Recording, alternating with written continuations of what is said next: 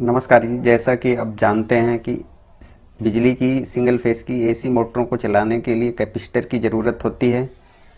ये अलग अलग रेटिंग के होते हैं और अमूमन जो है सिंगल पीस में लगते हैं, लेकिन कभी कभी हमारी ज़रूरत पूरा करने के लिए अगर सिंगल पीस का एक कैपेसिटर अगर नहीं मिल पाता है तो हम दो कैपेसिटर अलग अलग रेटिंग के जोड़ करके भी अपना काम चला सकते हैं। तो इन दो कैपेसिटरों या दो से अधिक कैपेसिटरों को आपस में जोड़ करके रिक्वायर्ड एमएफडी के कैपेसिटर को हम कैसे बनाएं, उस चीज़ को इस वीडियो में दिखाया गया है।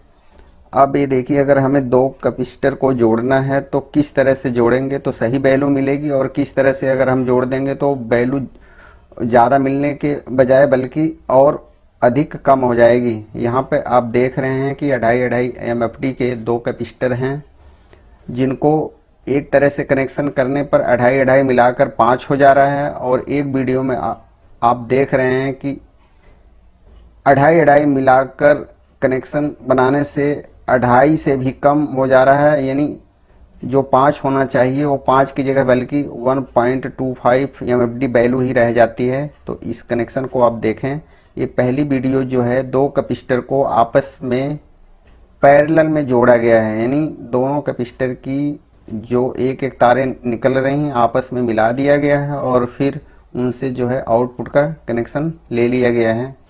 और ये दूसरा कनेक्शन आपका जो है, ये दो कैपेसिटर को आपस में सीरीज में जोड़ा गया है, यानी एक कैपेसिटर की तार जो है वो मान लीजिए फेस बन गई और उसी की दूसरी तार दूसरे कैपेसिटर के पहले तार से जुड़ी हुई है और दूसरे कैपेसिटर की दूसरी तार जो है वो आउटपुट हो गई, यानी न्यूट्रल के लिए बन गई। तो इस तरह से अगर आप जोड़ेंगे तो सीरीज कनेक्शन बनेगा, और सीरीज कनेक्शन में कैपेसिटर का कनेक्शन करने से वैल्यू बढ़ने के बजाय जो है वैल्यू कम हो जाती है।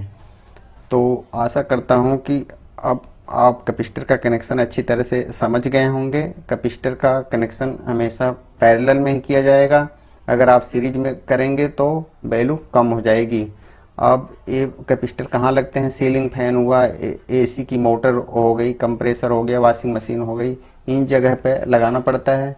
और सेंट कैपेसिटर में बड़े कैपेसिटर लगते हैं जो केवीआर रेटिंग के होते हैं, वहाँ भी हम दो कैपेसिटर को जोड़कर एक स्टेप बना सकते हैं। आशा करता हूँ ये जानकारी आपको अच्छी लगी होगी। वीडियो देखने के लिए शुक्रिया, धन्यवाद।